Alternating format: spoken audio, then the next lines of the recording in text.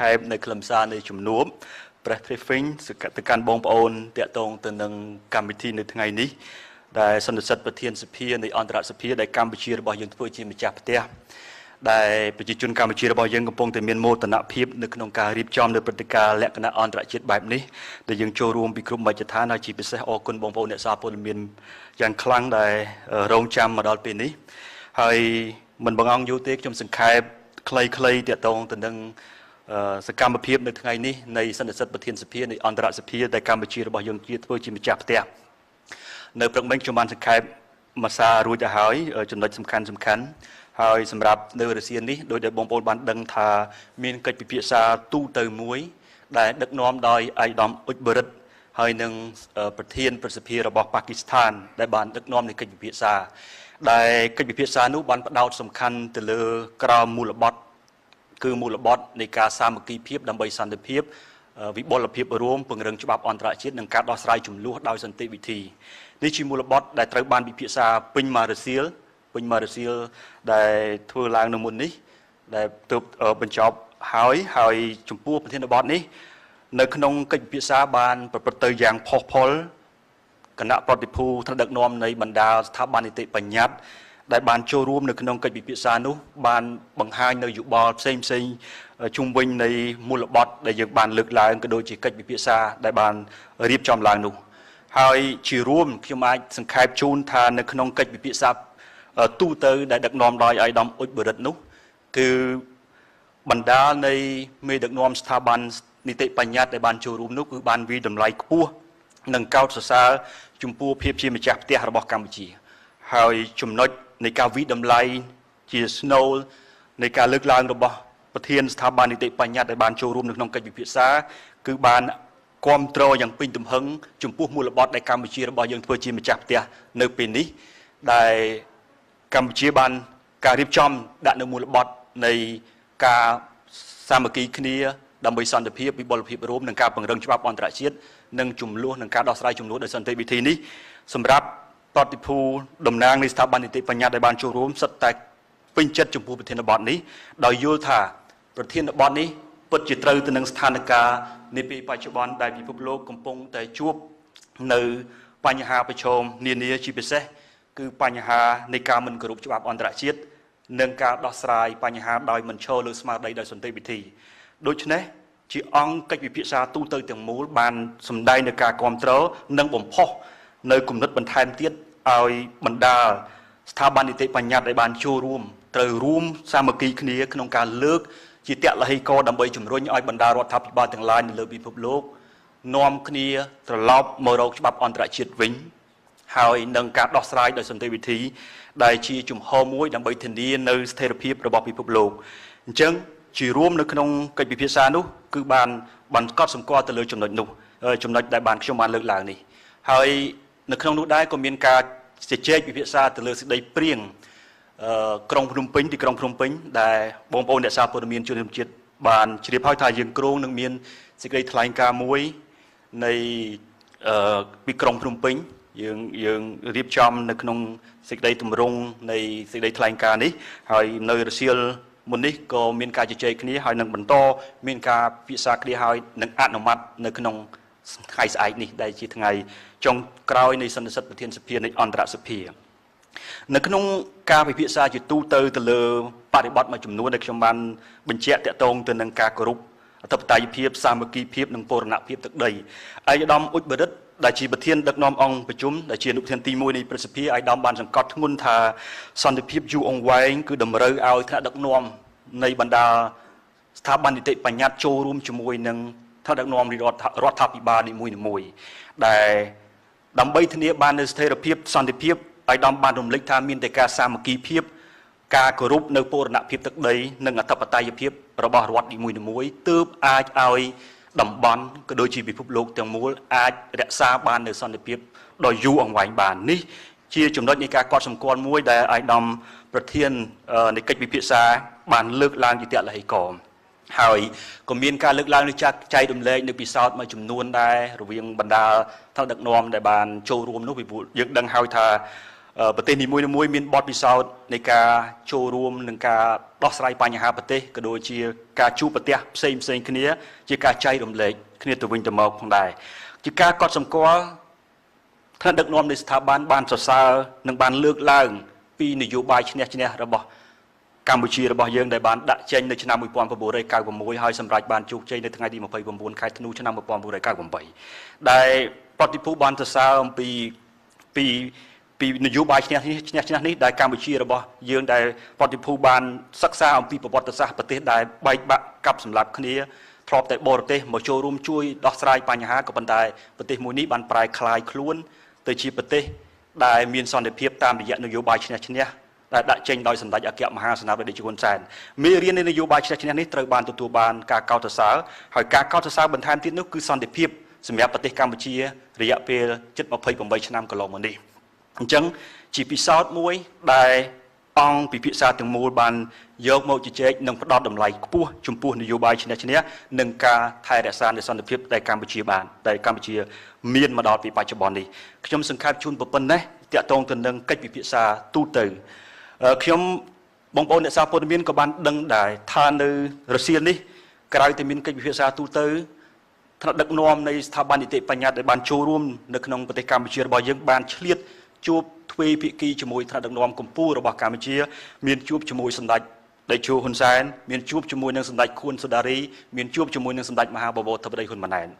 ខ្ញុំសង្ខេបតាក់ទងទៅនឹងជំនួបរបស់សម្ដេចតេជោដែលនៅរុស្ស៊ីនេះគ្រាន់តែរយៈពេលប្រហែលម៉ោងសម្ដេចតេជោបានទទួលនៅការពិភាក្សាដ៏ច្រើនជាមួយនឹងបណ្ដាប្រទេសថ្នាក់ដឹកនាំនៃស្ថាប័ន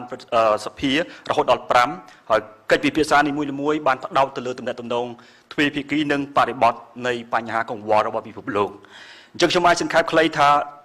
នៅរុស្ស៊ីនេះសម្ដេចតេជោបានជួបជាមួយនឹងប្រធានរដ្ឋសភារបស់ម៉ាឡេស៊ី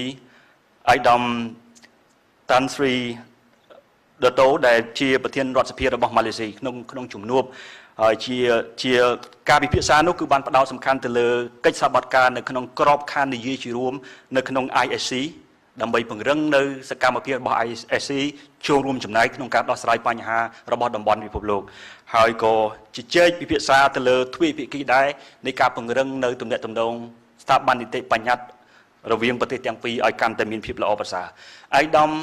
ប្រធានរដ្ឋសភាម៉ាឡេស៊ីបានសរសើរមិនដាច់ពីមាត់អំពីប្រទេសកម្ពុជាដោយលោកលើកឡើងចំពោះមុខសម្ដេចតេជោថាមាន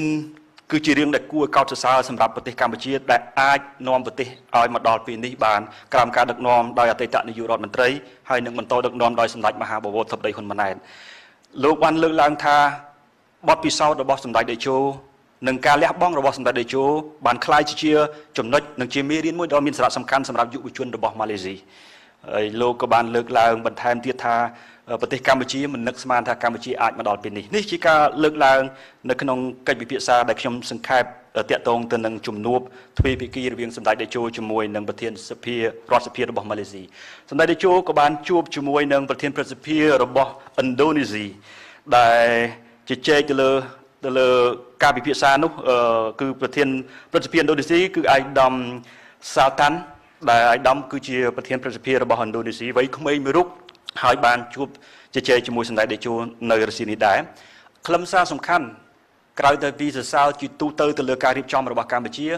ឧត្តមបានជជែកជាមួយសម្ដេចតេជោអំពីការត្រៀមរៀបចំនៃធ្វើជាម្ចាស់ផ្ទះនៃសន្និសីទប្រធានសភានៃអន្តរសភាដែលបន្ទាប់ពីកម្ពុជារបស់យើងបញ្ចប់ទៅអញ្ចឹងវេនបន្តគឺជាភារៈរបស់ឥណ្ឌូនេស៊ីដែលឯកឧត្តមក៏បានទទួលអញ្ចឹងក៏បានជជែកពិភាក្សាគ្នាផ្លាស់ប្ដូរនឹងការរៀបចំពីកាលបរិច្ឆេទនិងការត្រៀមដើម្បីធ្វើឲ្យសកម្មភាពរបស់ ISC 3នៅពេលខាងមុខដែលឥណ្ឌូនេស៊ីធ្វើជាម្ចាស់ផ្ទះនោះមានភាពកាន់តែមានការចូលរួមច្រើននិងមានភាពចាប់អារម្មណ៍មានការចាប់អារម្មណ៍ពីបណ្ដាអន្តរជាតិទាំងមូលហើយនៅក្នុងក្របខ័ណ្ឌដែលឡែកទ្វេភាគីនៅក្នុងក្របខ័ណ្ឌព្រឹទ្ធសភាកម្ពុជានិងស្ថាប័ននីតិបញ្ញត្តិកម្ពុជានិងស្ថាប័ននីតិបញ្ញត្តិរបស់ឥណ្ឌូនេស៊ីក៏មានការពង្រឹងបន្ថែមទៀតដែរនៅក្នុងនោះហើយអ្វីដែលជាការកត់សម្គាល់ភាគីទាំងពីរក៏បានជជែកទៅលើតាក់ទងទៅនឹងការបង្កើតវេទិកាព្រឹទ្ធសភារបស់អាស៊ានវេទិកាប្រធានព្រឹទ្ធសភារបស់អាស៊ានយើងមានក្របខ័ណ្ឌស្ថាប័ន នីតិបញ្ញត្តិតែក្នុងក្របខ័ណ្ឌរដ្ឋសភាក៏ប៉ុន្តែគំនិតផ្ដើមរបស់សម្ដេចតេជោជាមួយនឹងឯកឧត្តមប្រធានព្រឹទ្ធសភារបស់ឥណ្ឌូនេស៊ីគឺការធ្វើយ៉ាងណាឲ្យមានវេទិកាមួយរបស់ប្រធានព្រឹទ្ធសភានៅក្នុងតំបន់អាស៊ីអាគ្នេយ៍របស់យើងដែលអាចជជែកគ្នានឹងជាទម្ងន់បន្ថែមទៀតនៅក្នុងក្របខ័ណ្ឌជួយដល់ការទូតសភានៅក្នុងជំនួបបន្តទៀតដោយមានការជួបរបស់សម្ដេចតេជោជាមួយនឹងប្រធានរដ្ឋសភារបស់នេប៉ាល់ដែលបានការជួបឯកឧត្តមផាសាដាហាល់ដែលជាប្រធានរដ្ឋសភារបស់នេប៉ាល់នៅក្នុងការជជែកនោះគឺជាខ្លឹមសារជារួមភាគីទាំងពីរបានជជែកទៅលើការផ្លាស់ប្ដូរបន្ថែមទៀតទៅលើការបង្កើតនៅទំនាក់ទំនងរវាងស្ថាប័ននីតិបញ្ញត្តិរវាងប្រទេសទាំងពីរក៏ប៉ុន្តែចំណុចមួយដែលឯកឧត្តមប្រធានរដ្ឋសភារបស់នេប៉ាល់បានសម្ដែងការអរគុណចំពោះកម្ពុជានេះគឺអរគុណនៅពេលដែលមានបញ្ហា COVID-19 កម្ពុជាបានចូលរួមចំណែកជួយដល់នេប៉ាល់ហើយនៅក្នុងគ្រោះធម្មជាតិកម្ពុជាតែងតែជួយដល់នេប៉ាល់ជានិច្ចអញ្ចឹងជាកិច្ចសហប្រតិការទ្វេភាគីទាំងក្របខ័ណ្ឌប្រទេសកម្ពុជាផងហើយក៏មានការជជែកអំពីទូនីតិរបស់កម្ពុជានៅក្នុងឆាកអន្តរជាតិជាពិសេសតាមរយៈ ISC2 ដែលកម្ពុជារបស់យើងធ្វើជាម្ចាស់ផ្ទះបន្ទាប់ពីជំនួបនៅក្នុងការជួបជាមួយនឹងប្រធានរដ្ឋសភារបស់នេប៉ាល់ក៏មានជួបបន្តជាមួយនឹងខាងអនុប្រធានក្រុមប្រឹក្សាសហព័ន្ធនៃសហព័ន្ធរុស្ស៊ីដែលរបស់នៃសភាសហព័ន្ធរុស្ស៊ីដែលសម្ដេចតេជោបានទទួលជួបបន្តពីបុចេញពីមួយទៅមួយតែម្ដងនៅក្នុងក្រៅតែពីសរសើរអំពីភាពជាម្ចាស់ផ្ទះរបស់កម្ពុជានិងទូនីតិរបស់កម្ពុជានៅលើឆាកអន្តរជាតិអនុប្រធានក្រុមប្រឹក្សាសហព័ន្ធនៃសភាសហព័ន្ធរុស្ស៊ីបានសម្ដែងនៅការពេញចិត្តចំពោះសម្ដេចតេជោដែលជាមេដឹកនាំមួយដ៏ឆ្នើមរបស់កម្ពុជាហើយបានដើរតួនាទីយ៉ាងសកម្មនៅក្នុងឆាកអន្តរជាតិចំណុចដែលកត់សម្គាល់នោះគឺថាឯកឧត្តមដែលតំណាងសភារបស់សហព័ន្ធរុស្ស៊ីបានជជែកអំពីដំណើរទស្សនកិច្ចរបស់សម្ដេចតេជោទៅកាន់ប្រទេសទៅសហព័ន្ធរុស្ស៊ីនៅពេលខាងមុខត្រៀមជាលក្ខណៈដោយរុស្ស៊ីបានបញ្ជាក់ជំហរថារងចាំនៅវត្តមានរបស់សម្ដេចតេជោទៅកាន់សហព័ន្ធរុស្ស៊ីនៅពេលខាងមុខដើម្បីពង្រឹងនៅចំណងមិត្តភាពនៅក្នុងក្របខ័ណ្ឌទ្វេភាគីរវាងកម្ពុជានិងរុស្ស៊ីផងនិងក្របខ័ណ្ឌពង្រឹងនៅក្នុងរវាងស្ថាប័ននីតិបញ្ញត្តិរបស់ប្រទេសទាំងពីរនៅលើឆាកអន្តរជាតិផងនេះជាខ្លឹមសារដោយសង្ខេបនៅក្នុងជំនួបរវាងសម្ដេចតេជោជាមួយនឹងតំណាងសភារបស់សហព័ន្ធរុស្ស៊ីចុងក្រោយគឺសម្ដេចតេជោបានជួបជាមួយនឹងអនុប្រធានព្រឹទ្ធសភារបស់កាមេរូនដោយជាខ្លីនេះដូចយើងបានដឹងហើយប្រទេសទាំងពីរនៅមិនទាន់មានទំនាក់ទំនងគ្នាច្រើនទេក៏ប៉ុន្តែនៅពេលនេះជាការពន្លកនៃការចាប់ផ្ដើមរវាងទំនាក់ទំនងស្ថាប័ននីតិបញ្ញត្តិរវាងកម្ពុជានិងកាមេរូនដែលបង្កើតឲ្យមានក្រុមមិត្តភាពរវាងកម្ពុជាសមាជិករវាងសភាកម្ពុជានិងកាមេរូនដែលធ្វើជាមួយគ្នានៅក្នុងនោះសម្ដេចតេជោទាំងលោកជំទាវអនុប្រធានព្រឹទ្ធសភារបស់កាមេរូនបានឯកភាពគ្នាបានជជែកគ្នាទៅធ្វើយ៉ាងណាឲ្យរដ្ឋាភិបាលរវាងប្រទេសទាំងពីរបង្កើតនៅទំនាក់ទំនងការទូតផ្លូវការជាមួយគ្នាយើងដឹងហើយថាប្រទេសទាំងពីរនៅមិនទាន់មានទំនាក់ទំនងការទូតផ្លូវការជាមួយគ្នានៅឡើយទេអញ្ចឹងជាខ្លឹមសារជារួមសម្ដេចតេជោគឺតាំងពីបន្ទាប់ពីពិសាហាថ្ងៃត្រង់ហើយគឺលោកជាប់រហូតហើយនៅមុននេះឥឡូវនេះដែលយើងកំពុងនិយាយនេះគឺថាកំពុងតែសម្ដេចតេជោកំពុងតែលៀងសាយភោជដើម្បីអបអរសាទរស្វាគមន៍ប្រតិភូនៃ ISC ដែលបានចូលរួមនៅក្នុងព្រឹត្តិការណ៍នៃសន្និសីទប្រធានសភានៃអន្តរសភាដែលកំពុងតែធ្វើនៅពេលនេះអញ្ចឹងជាបន្ទាប់ពីជំនួបរបស់ក្រៅទៅពីជំនួបរបស់សម្ដេចតេជោដោយខ្ញុំបានបញ្ជាក់មិញហ្នឹងក៏មានជំនួបរបស់សម្ដេចខួនសូដារីដែលជាប្រធានរដ្ឋសភាកម្ពុជាសម្ដេចបានជួបជាមួយនឹងប្រធានស្ដីទីនៃរដ្ឋសភាឡាវសម្ដេចបានជួបជាមួយនឹងប្រធានរដ្ឋសភារបស់ទីម៉ូឡេស្តេជាខ្លឹមសារជារួមគឺពង្រឹងនៅចំណងមិត្តភាពនៃស្ថាប័ននីតិបញ្ញត្តិនិងការពង្រីកទូនាទីរបស់រដ្ឋសភារវាងប្រទេសទាំងពីរក៏ដូចជា ISC នៅក្នុងឆាកអន្តរជាតិឲ្យកាន់តែសកម្មដូច្នេះខ្ញុំសូមសង្ខេបជូននៅខ្លឹមសារជារួមនៅថ្ងៃនេះសម្រាប់បងប្អូនតែប៉ុណ្ណេះចុះហើយយើងរងចាំនៅថ្ងៃស្អែកគឺនឹងមានការសម្រេចការពិភាក្សាហើយនឹងការអនុម័តសេចក្តីថ្លែងការណ៍ក្រុងភ្នំពេញហើយនឹងមានវិធីបិទជាផ្លូវការក្រមអធិបតីភាពរបស់សម្ដេចខួនសូដារីប្រធានរដ្ឋសភារបស់កម្ពុជារបស់យើងហើយនៅក្នុងនោះដែរខ្ញុំសូមបញ្ជាក់ក៏សម្ដេចតេជោនៅតែបន្តទទួលជួបនៅប្រតិភូនៃប្រធានស្ថាប័ននីតិបញ្ញត្តិមួយចំនួនដែលជួបសម្ដេចតេជោនៅថ្ងៃស្អែកដែរប៉ុន្តែមិនជួបនៅក្នុងអគ្គនាយកដ្ឋានពន្ធដារទេនឹងជួបនៅឯវិមានព្រឹទ្ធសភាឯណោះហើយនៅចុងបញ្ចប់នៃកម្មវិធី សំទោសនៅក្នុងចុងបញ្ចប់នៃសន្និសីទសារព័ត៌មានគឺនឹងមានសន្និសីទនៃប្រធានសភានៃអន្តរសភានឹងមានសន្និសីទសារព័ត៌មានដែលមានប្រតិភូដល់តំណាងនៃការចូលរួមរហូតដល់5នាក់មានខាងអគ្គលេខាធិការដ្ឋាននៃ IIC ហើយក៏មានពីសភារបស់កម្ពុជារបស់យើងហើយនឹងអ្នកនាំពាក្យផងដែរអញ្ចឹងបងប្អូនអ្នកសារព័ត៌មានអាចត្រៀមសំណួរសម្រាប់ថ្ងៃស្អែកនេះហើយយើងជួបគ្នានៅថ្ងៃស្អែកខ្ញុំសូមជូនពរហើយសូមអរគុណច្រើនដែលបានចំណាយពេលវេលាហើយរងចាំនៅក្នុងការតាមដានយកព័ត៌មានស្ដីអំពីសន្និសីទប្រធានសភានៃអន្តរសភាសូមអរគុណបាទ